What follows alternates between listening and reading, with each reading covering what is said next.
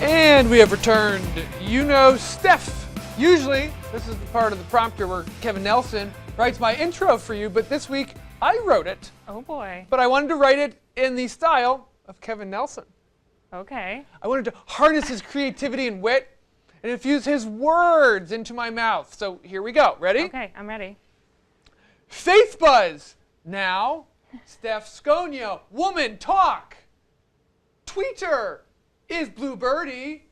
Hashtag WSHL 91.3 Stonehill College Radio rocks. Wow, that was inspired. Don't thank me. Thank the spirit of Kevin Nelson. Yes. That has come over me. Washing I know over you right now. he's in the room watching this. I am sure he appreciates Is it. he grinning? Yes. Tune in next week, folks, to find out Kevin Nelson's reaction. Maybe we can even cut to it. Do we have a reaction video from him? Maybe we'll get that in post, as they say. Yes, yes. Get it in post. All right. Enough of Kevin Nelson. No one's ever spoke those words, but I have to say them. Enough of Kevin Nelson for now. God forbid. It is time to do some buzzing. Let's. We can't say let's get buzzed. Oh, yeah, that may not would be come out right. misinterpreted. Faith Buzz. Buzzing. Article number 1. It's an article from the Catholic Sentinel in Oregon.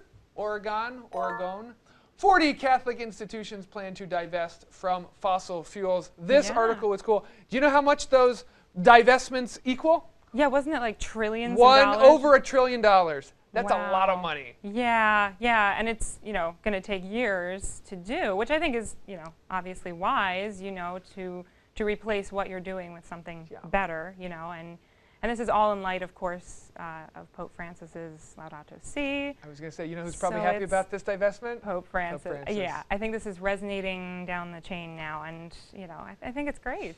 Climate change, the environment, Catholicism, the Pope, all spoken in the same breath. I am a big fan, especially in light of, recently in this month, Feast of St. Francis. Yes, exactly. Big fan of the environment. Yeah. But not minimized to just the environment, as we'll learn soon enough. Right.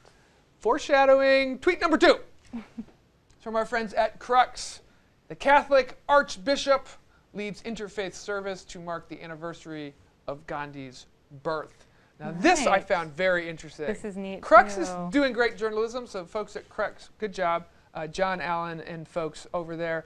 I did not know this much about the state of Christianity and religion in India. I know, there's a lot of turmoil. I mean, and we always have known about the Islam and Hindu, conflict and everything, and now it's really been an issue with Christians. I mean, I think this is a beautiful way to encourage coming together, and I think then affect change from the government standpoint too, and try to get measures in place to make sure that there's a little bit more enforcement of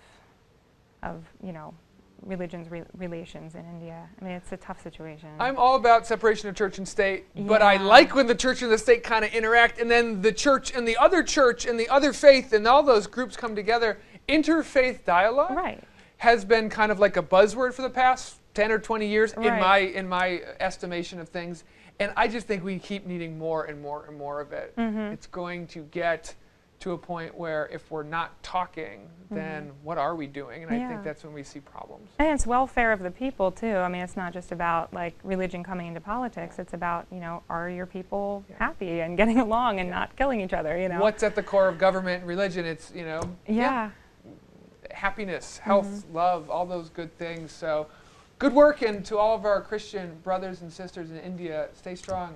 I didn't know the plight, and I'm glad that we can focus on Gandhi and his peace.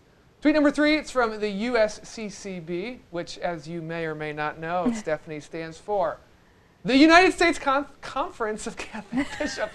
You got it? Almost messed it up. Not conference. Conflict. The U.S. flag is flying at half-staff today at the USCCB in honor of the victims of the Las Vegas shooting. I've actually been to the USCCB campus in D.C. Amazing. And I know where this flag pole is, and it's just, it broke my heart again to wake up to news that this is happening, and we ingest news in a not holistic way. We get it in pieces over the course of a day. take me to that day when you found out about the Vegas shooting and how you felt, what you did. I mean, it's ridiculous. Someone at work actually, one of the older women actually had nieces who were at the concert, and they got out, thank God. But that's what I went into work to, was like everyone talking about it, and she was so shaken up. And it's like, I don't know how much more we can take, you know, as a society. I mean, luckily we have our faith, and that, you know, is sometimes all we can cling to in these situations where it's so senseless, and the amount of violence and hideousness of it. You know, I don't know what to say anymore with, you know, finding these things on the news, and it's almost like they're trying to beat each other out, you know, who can cause the most damage and inflict the most harm. It's ridiculous. It's sad. It's sad. Yeah. And then there's all these sub-debates within it about, is it mental health? Is it guns? Was it different if it was not a white man? Is it all the different components of this conversation? And to your point, to your good point, Steph, I don't know what to say either. We've done this show for 3 years now, and this is not the first time we brought up a tragedy and the church's response to it and our talking about it. And I've even opined openly about how I just don't know what to do anymore.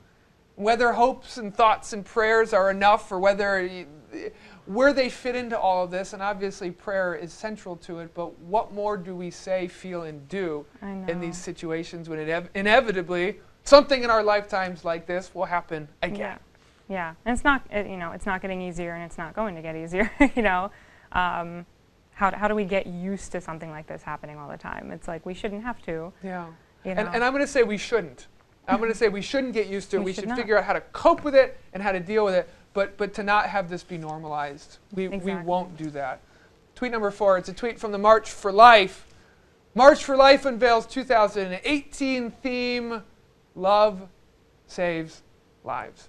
I love it. I mean, what a great segue from the previous tweet to just say, what do we do? Let's talk about love. Yeah. No, I think it's brilliant. I just saw their press conference or whatever it was where they announced that, and I'm excited because it's the first March for Life that I'm going to. Ooh, I'm finally getting there. Yeah. We were just talking about how, you know, it's always on a Friday. It's hard for people to get down there, and it's bad weather and this, that, and the other thing. But you're committed. I'm going this year, yeah, and I'm really excited with the theme, and I think it's appropriate with, you know, all of the violence and disasters that are happening, but also there's always this talk of love, and what does love, you know, mean, and how do we show it to people, you know, whose beliefs differ from ours and things like that, and to join this with the pro-life cause is perfect. Love saves lives. We hear the phrase, I think Lin-Manuel Miranda would, love is love is love is love, and love is a great starting point. Yeah. But I think what love saves and connecting love in lives is Exactly. incredibly critical. I'm going to try and get down there too. Good. Maybe I'll see you there. Yeah. We'll see. Let's do it.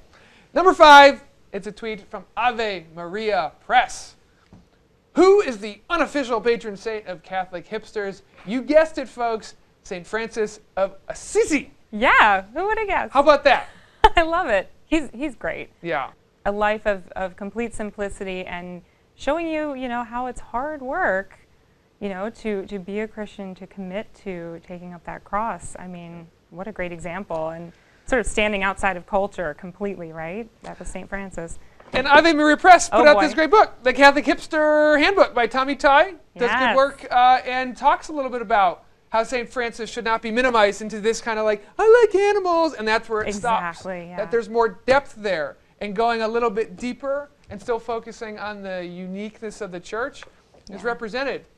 Ave Maria Press, The Catholic Hipster Handbook, and you know who's on that front cover there? It's not Tommy Ty. That's Pope John Paul II. Pope John Paul II. Looking pretty cool. Look at him. Looking pretty cool. So He's well done. hip. Well done, Tommy. Yes. Also hip, but not the Pope. Yes. Not yet. Maybe Tom. You never. We'll see. Never know. We're going to be right back with our final segment featuring the one, the only, and other equally hip woman, Lisa Hendy. Stay with us. Woo-hoo. I gotta get my hands on that.